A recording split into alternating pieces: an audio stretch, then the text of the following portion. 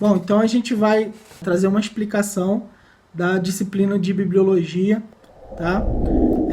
E a primeira coisa que a gente vai falar nessa parte introdutória é que a bibliologia, a doutrina das escrituras, é aquela doutrina que vai fazer com que a gente olhe para o material que dá a possibilidade da gente estudar a teologia. A gente vai olhar para o material que possibilita a gente estudar a teologia. Por que a gente diz isso?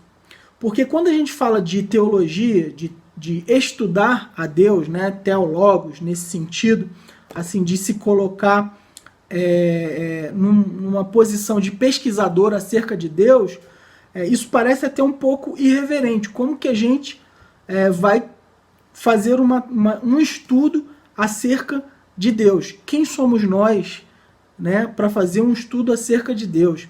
E de que maneira nós faríamos isso? Né? Uma entrevista? Ou como que a gente falaria com Deus para que a gente pudesse entender um pouco a respeito dele?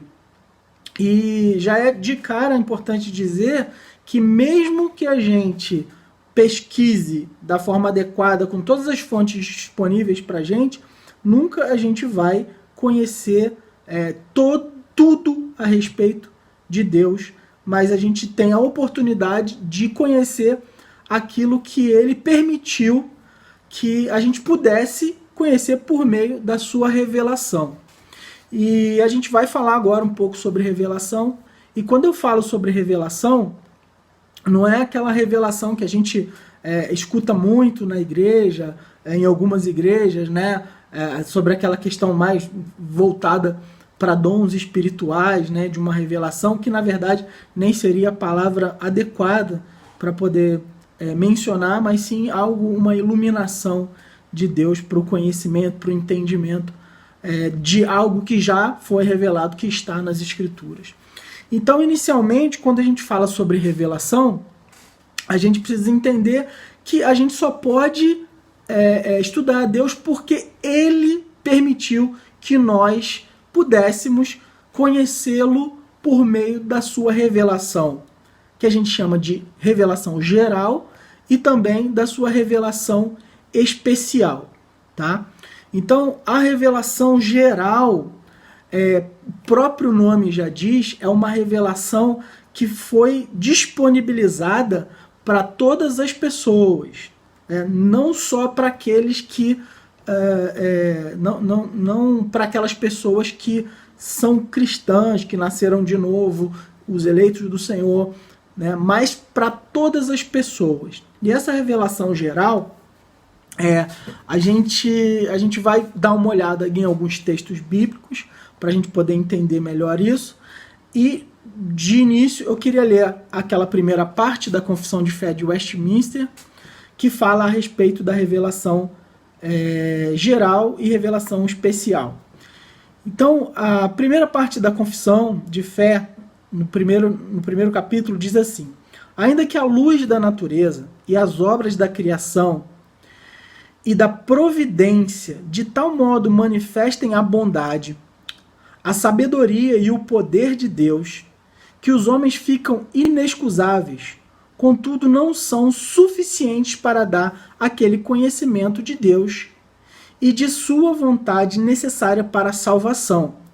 Por isso foi o Senhor servido em diversos tempos e de diferentes modos, revelar-se e declarar à sua igreja aquela sua vontade, e depois, para melhor preservação e propagação da verdade, para o mais seguro estabelecimento e conforto da igreja, contra a corrupção da carne e a malícia de Satanás e do mundo, foi igualmente servido fazê-lo escrever toda. Isto torna indispensável a Escritura Sagrada, tendo cessado aqueles antigos modos de revelar a Deus a sua vontade ao seu povo. Então, o que ele está querendo dizer aqui? Que por mais que haja aquela revelação que a gente vai falar um pouco aqui, que é a revelação geral, que torna o homem indesculpável quando ele diz que ele não conhece a Deus, a gente precisa conhecer essa revelação também de forma especial, tá? Então, a gente vai dar uma olhada em alguns textos bíblicos, e o primeiro texto que eu quero mencionar aqui é o texto do Salmo 19, a partir do versículo 1 até o versículo 6, que diz: os céus manifestam a glória de Deus, e o firmamento anunciam a obra das suas mãos. Um dia declara outro dia, e uma noite mostra sabedoria a outra noite. Sem linguagem, sem fala, ouve-se as vozes em toda a extensão da terra, e as suas palavras até ao fim do mundo. Neles pôs uma tenda para o sol, que é qual noivo que sai ao seu tálamo, e se alegra com um herói a correr o seu caminho. A sua saída é desde uma extremidade do céu, e o seu curso até outra extremidade deles, e nada se furta ao seu calor. Então, a gente vai ver aqui que os céus, ele manifesta a glória de Deus. Aquilo que foi criado, ele vai mostrar para nós, para todas as pessoas, que existe um Deus. E é importante falar aqui também, para que não haja confusão, de algumas pessoas que acabam misturando aqui a questão da criação com o Criador, né? Algumas pessoas, por exemplo, acreditam que Deus é o sol, que Deus é a árvore, que Deus é a pedra, que Deus é a natureza, que Deus é o mar, que Deus é o raio, que Deus é o trovão. Não é isso que a Bíblia está dizendo, não é isso que a Bíblia está ensinando. O que a Bíblia está ensinando é que a criação manifesta a glória de Deus. Então Deus, ele é percebido, Deus, ele é conhecido por todas as pessoas por meio daquilo que foi criado.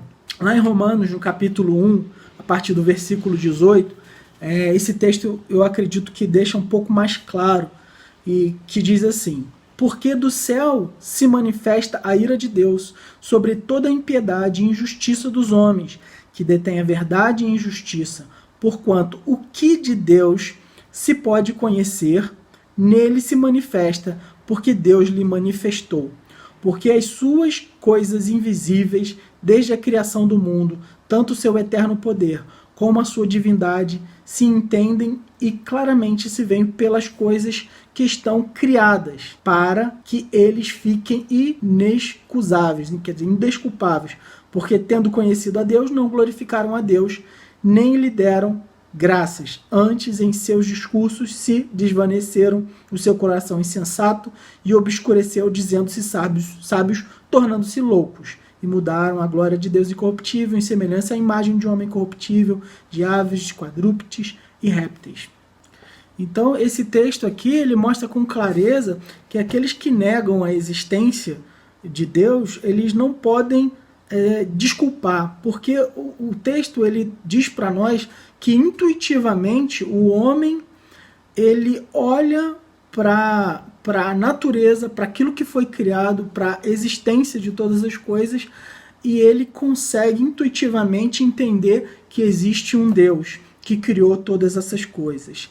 E a Escritura vai dizer que o homem, ele não pode se desculpar, dizer que não é possível conhecer a Deus, porque a própria criação, ela revela, ela deixa claro que esse Deus grandioso existe. E eu sempre dou um exemplo, não só da grandeza dos astros, do Sol, da Lua, dos planetas, dos mares, das montanhas, né, de toda essa beleza que há no mundo, mas também de uma mulher quando gera um filho e ele começa a crescer na sua barriga e aquela criança, ela vai tomando forma ali, do nada nasce um ser humano com toda a sua complexidade.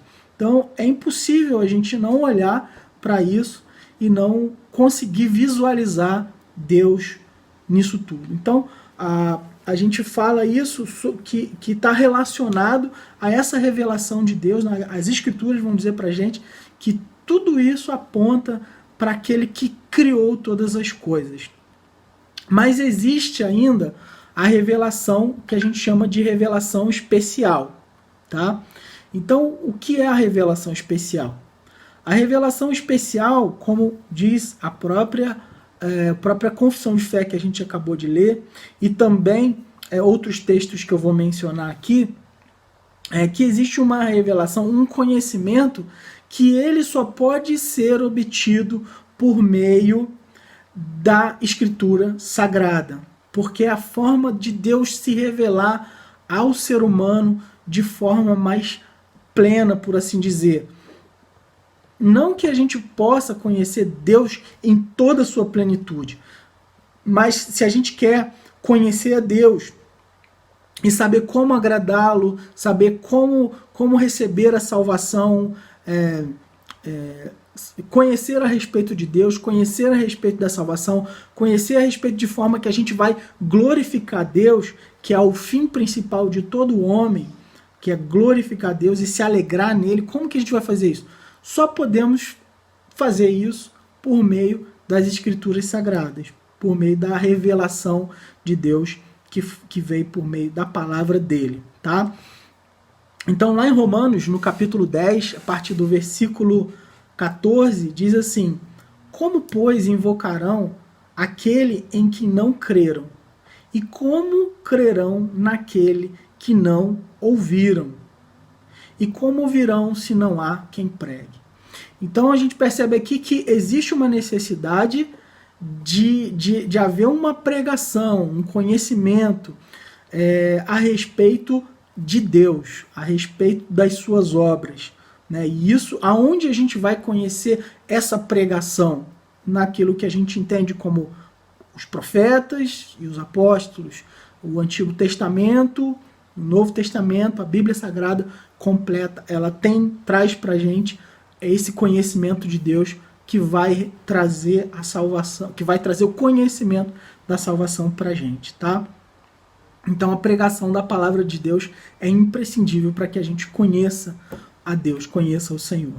Lá em 2 Timóteo, no capítulo 3, no versículo 16, a gente lê um texto muito importante. Depois eu vou trazer um pouquinho mais de profundidade no entendimento desse texto para vocês, que diz assim: toda a Escritura é divinamente inspirada e é proveitosa para ensinar, para redarguir, para corrigir, para instruir em justiça, para que o homem de Deus seja perfeito e perfeitamente instruído para toda boa obra.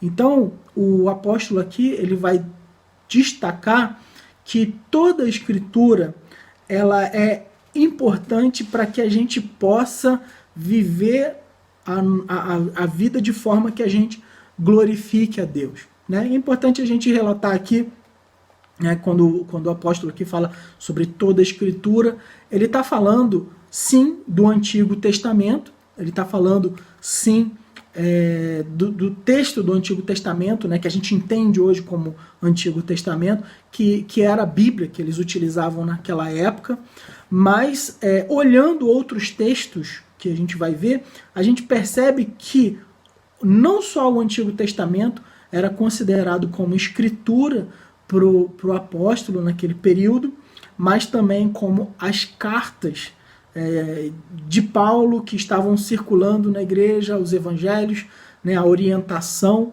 da igreja, que a igreja recebia por meio dessas cartas que estavam circulando lá. Tá bom? Então, lá em 2 Pedro, né, em 2 Pedro, no capítulo 1, a partir do versículo 16, diz assim: porque não vos fizemos saber a virtude e a vinda de nosso Senhor Jesus Cristo, segundo fábulas artificialmente compostas, mas nós mesmos vimos a sua majestade. E aqui a gente vai ver a necessidade da igreja interpretar, de olhar, né, o texto bíblico. Então, o que ele está querendo dizer aqui é que não há algo, fábulas, mitos, coisas que não existem, mas existe a manifestação de Deus por meio das Escrituras e sendo utilizado Deus utilizando de homens, inspirando esses homens para que eles pudessem registrar lá desde o período antigo as Escrituras Sagradas. Então, a gente vai entender que essa Escritura, essa Bíblia, né, esse texto sagrado, que ele vem lá do Antigo Testamento, e a gente vai ver que Moisés, quando termina de registrar a lei, a lei, a palavra de Deus, ela é colocada dentro da Arca da Aliança, que era um lugar sagrado. Então a gente vai ver que ali já havia ali um registro, e ali sim era o Pentateuco, e depois a gente tem os profetas e os demais livros do Antigo Testamento. Então uma coisa importante para a gente destacar aqui é que, para que houvesse uma consideração de que cada livro desse era um livro inspirado, eu vou falar um pouquinho mais sobre isso daqui a pouco, era importante que viesse por meio de um homem que era considerado um profeta, né? Então a autoridade do texto vinha por meio de um homem que era considerado um profeta, e a gente conhece aí diversos no Antigo Testamento, como Moisés, Jeremias, Isaías, Abacuque. Então, a Bíblia, ela é um conjunto de livros registrados por profetas, e no caso do Novo Testamento, aí seriam apóstolos, né? Ou pessoas que registraram algumas coisas para esses apóstolos, né?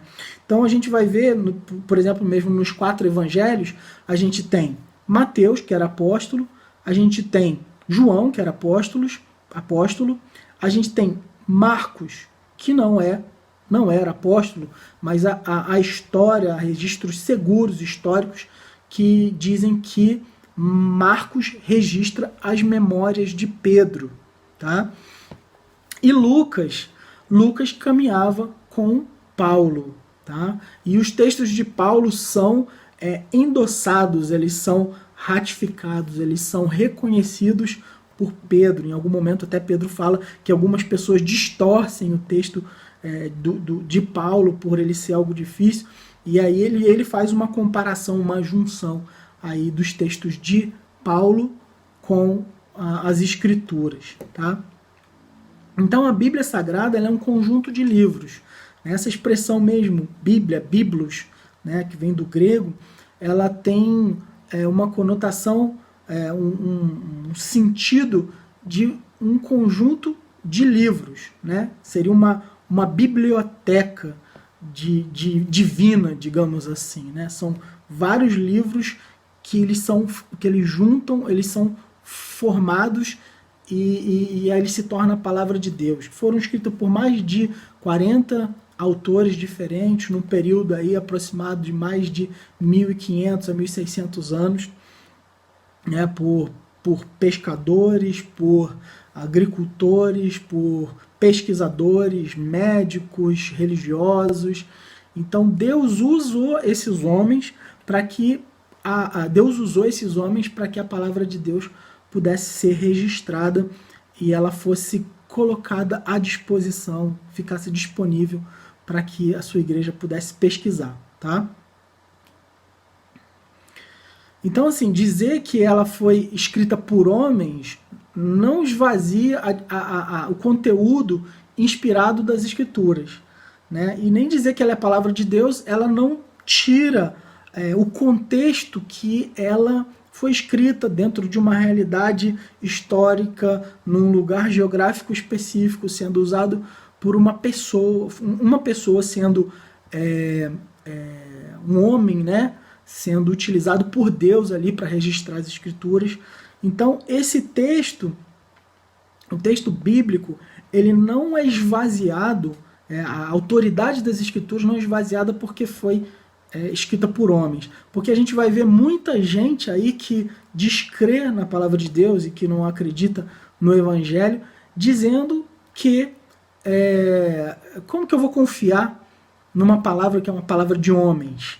Como que eu vou acreditar naquilo que não é de Deus porque foram homens que escreveram? Talvez essas pessoas estejam achando que estivessem esperando que um livro caísse do céu, assim, né? Ou viesse uma mão desenhando num papel incandescente. Mas não, Deus usou de forma natural a vida de pessoas diversas para que esse livro fosse registrado. Deixa de ser palavra de Deus por isso? Não.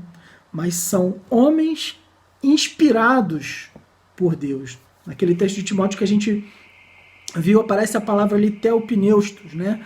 Que é uma palavra que tem fala diretamente a respeito disso, que é Deus inspirando, a inspiração, foram inspirados por Deus para que houvesse esse registro. Então, assim, a Bíblia, ela é um livro extremamente confiável.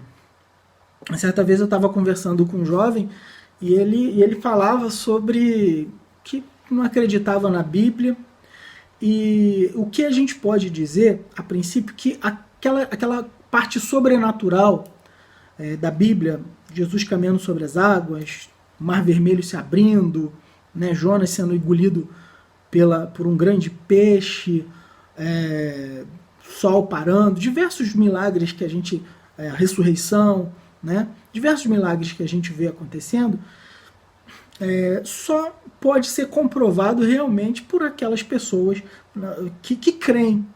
Quem acredita vai poder dizer que isso é realmente a palavra de Deus e esses milagres são verdadeiros. E isso é algo pessoal de quem tem o Espírito Santo em si. Agora, dizer que que a Bíblia ela não é um livro real e que não aconteceu em momentos específicos da história, em um povo específico, é uma grande burrice, né? Uma grande ignorância, né? Então, a gente tem como comprovar, só a gente pesquisar sobre o povo de Israel, sobre o lugar geográfico de Israel, o idioma. Então a gente tem lugares geográficos, a gente tem pessoas que existiram, inclusive, que tem aí o túmulo, né, Esther, por exemplo, Daniel, que está lá no Irã. A gente tem lugares geográficos lá, como Jerusalém, lá o Muro das Lamentações, que foi destruído depois, né, que tinha lá o templo de Herodes. A gente tem um idioma, que é o grego, o hebraico, o aramaico. A gente tem um mundo greco-romano daquele período, né, persas, babilônicos, egípcios. Então, a gente tem comprovações étnicas, a gente tem comprovações geográficas, a gente tem comprovações históricas, a gente tem comprovações de pessoas que foram transformadas por esse livro e aí trazendo esse caráter de poder que essa Bíblia tem para transformação de pessoas, né? Então a gente tem diversas coisas que vão trazer para a gente essa característica da Bíblia, que é uma característica de livro divino e também que pode ser comprovado historicamente também. Então eu vou falar brevemente aqui sobre autoridade e inerrância, né? Então a autoridade, a Bíblia, se a Bíblia ela é a palavra de Deus, se ela é aquilo que Deus soprou na vida de homens de Deus, inspirou esses homens para registrar, né, a palavra de Deus, e a palavra de Deus é o próprio Deus, né, que a gente pode ver ali claramente em João, né, capítulo 1. Se a gente ouve a palavra, esse registro, a palavra de Deus, e a gente obedece a palavra de Deus, a gente está obedecendo a própria voz de Deus. Então essa é a autoridade, ela é uma regra de fé para reger a vida de todo cristão. Então, essa autoridade bíblica, a palavra de Deus, ela é a autoridade e é a regra de fé para a prática de todo cristão. Então, desobedecer à palavra de Deus seria o mesmo que desobedecer ao próprio Deus. A questão da inerrância bíblica, né? A gente tem algumas pessoas que ficam ali com uma lupa procurando algum tipo de equívoco, né? Alguma coisa que esteja diferente ali ou aqui num texto. Um tem 2 cegos, aquele tem 1, né? Em algum texto fala que foram 430 anos do povo na escravidão, né, no Egito, outros dizendo 400, mas isso fala muito a respeito do foco do autor que quis registrar aquilo, né? Falou 400 anos, e alguém foi mais específico, né? Tem um teólogo que ele dá até uma ilustração, se eu não me engano, é o professor Luiz Saião, que ele diz, quando a gente vai na Receita Federal e a gente vai falar, eu ganho, quanto que você ganha, né? Se você fala, eu ganho 5 mil. Quando você chega na Receita Federal, não adianta você falar que ganha 5 mil. Tem que dizer, você ganha 5.628, não sei quantos centavos. Então, algumas pessoas foram mais específicas no relato e outras não. Não quer dizer que há equívocos na Bíblia, né? Pelo contrário, a gente tem muitas provas históricas da realidade das Escrituras. Tá?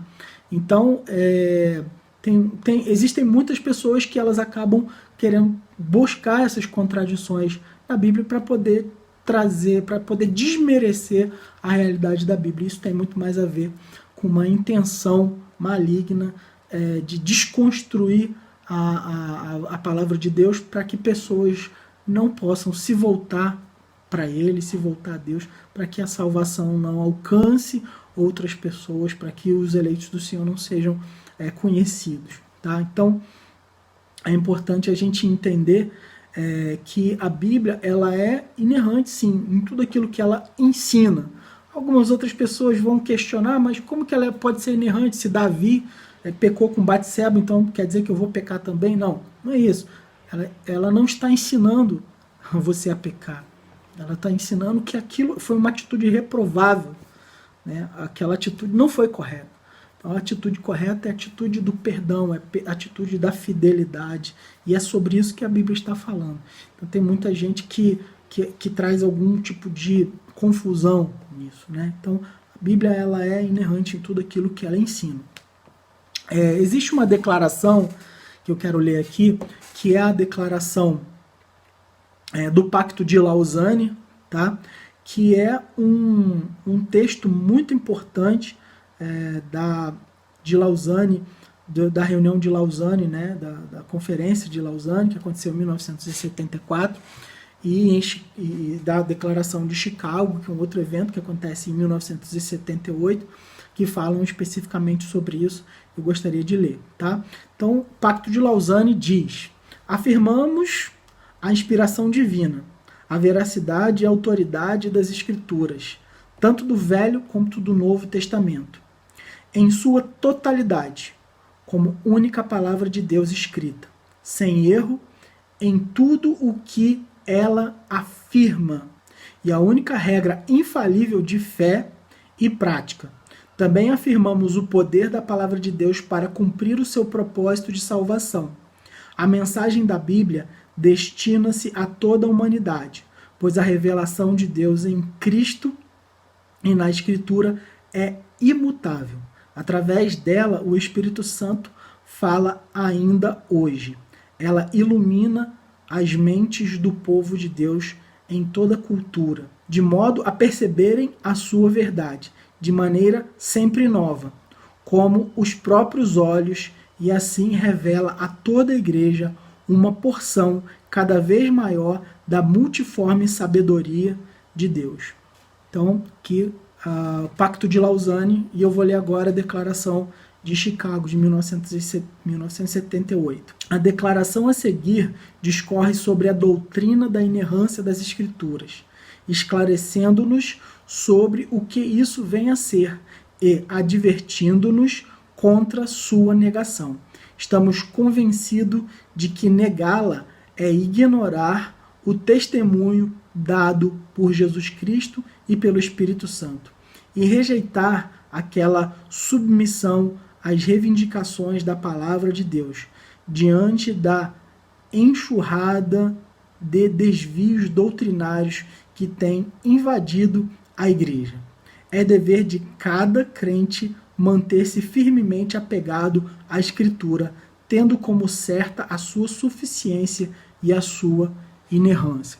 Então, a palavra de Deus, ela é suficiente e ela é inerrante também, tá? Então a gente tem suficiência das Escrituras. O que quer dizer isso? Eu não preciso de mais nada, preciso somente das Escrituras para conhecer a Deus, glorificar a Deus, obedecer a Deus e adorá-lo da forma correta. Como eu já havia falado, a Bíblia ela foi escrita por diversos autores, né? E o que a gente tem,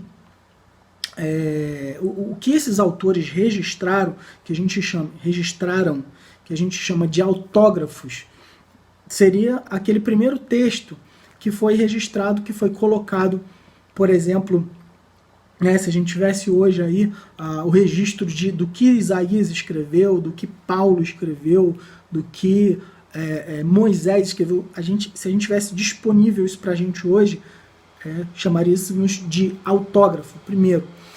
Só que o que a gente tem hoje não são autógrafos, a gente tem cópias desses autógrafos, a gente tem somente essas cópias, né?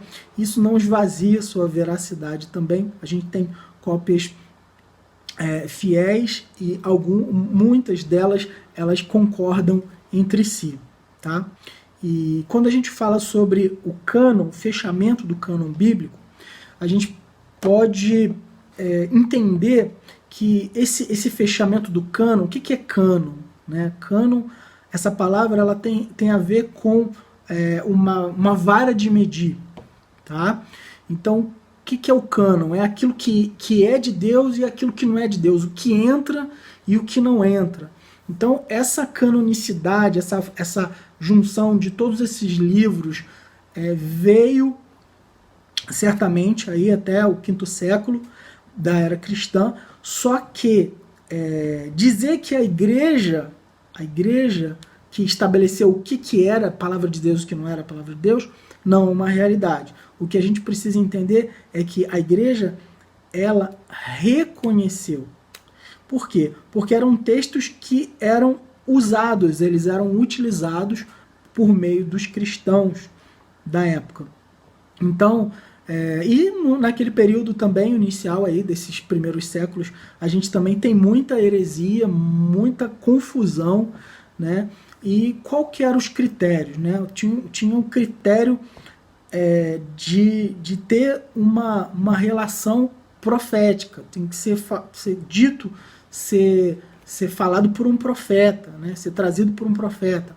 A gente tem também, no Novo Testamento, o vínculo com o apóstolo, né? Teria que ser um apóstolo para falar, né? Por isso que Paulo ele declara ali que ele é um apóstolo, e Pedro também dá essa garantia, né? Diz que até o que ele escrita, o que ele escreve é até difícil de entender, e diz que algumas pessoas distorcem como as demais escrituras. Então ele está colocando a palavra de Paulo em pé de igualdade com as escrituras. A gente tem, como eu já havia falado, Lucas e Marcos, né, que não são apóstolos, mas eles têm o aval aí de Paulo e de Pedro. E o que a gente poderia dizer assim, que há um pouco de dificuldade aí para a gente dizer se isso não é um apóstolo, é a carta aos Hebreus, que é uma carta que não tem registro de autoria, mas durante muito tempo, durante muitos séculos, atribuiu-se ao apóstolo Paulo a carta dos Hebreus. Não dá para garantir dizer que mas no decorrer do tempo, a partir de pesquisas de gênero literário, começou a perceber-se que a forma de escrita não era uma forma de escrita paulina, mas que haveria ali muita influência teológica dele. Então hoje a gente não pode dizer quem é o autor de Hebreus. Algumas pessoas podem até assim mencionar um Barnabé, mas o texto ali é muito importante e ele está em harmonia com os diversos textos, diferente de alguns textos confusos que tinham nos primeiros séculos, que foram rejeitados, até pela falta de proximidade de datação realmente assim com o primeiro século, e também com confusões, que é algo, coisas que não tinham a ver com a realidade. Por exemplo, textos dizendo que Jesus matou um rapaz para poder ressuscitar, alguns textos dizendo que Jesus andava e nascia flores. Então tem vários textos que não refletem a realidade, não há essa harmonia, tá bom? E não são reconhecidos também porque não tem autoridade das escrituras vinculada com os apóstolos e os profetas. Com o passar do tempo, a gente tem a divisão da Bíblia em capítulos e versículos. Nem sempre ela teve essa divisão de capítulos e versículos, né? Mas isso veio mais tardiamente. Futuramente também a gente tem, no decorrer da história, a gente tem a tradução também de Jerônimo para o latim, que chama-se Vulgata, que era a linguagem popular, né, daquele período. E depois do período pré-reforma, a gente tem algumas tentativas aí de tradução da Bíblia, algumas pessoas que lutaram para que o texto fosse conhecido, né, por meio das pessoas da Inglaterra. Por exemplo, podemos citar aqui o John Wycliffe, John Huss, depois William Tyndale, já conseguindo realizar de forma periférica, né, o texto, né, quer dizer, escondido para o inglês. Depois a gente tem a Bíblia em inglês, a Bíblia King James, né, de 1611, e também, né, na Alemanha, a tradução da Bíblia com Martinho Lutero, e a gente tem aquela batalha da Reforma para que a Bíblia fosse traduzida para o alemão. Depois a gente tem a Bíblia da Rainha Valéria, do nosso querido João Ferreira de Almeida, também, que disponibilizou e que iniciou a tradução adolescente ainda do texto bíblico e disponibilizou para a gente. Então a gente tem esse texto bíblico em português, né? E o que a gente pode dizer é que, para a glória de Deus, atualmente a gente tem a Bíblia traduzida para quase 3.000 idiomas diferentes em todo o mundo. E ela segue transformando a vida de várias pessoas, né? E muitas pessoas ainda têm trabalhado incessantemente e muitos dado a sua vida para que a Bíblia ela fosse traduzida para todos os idiomas.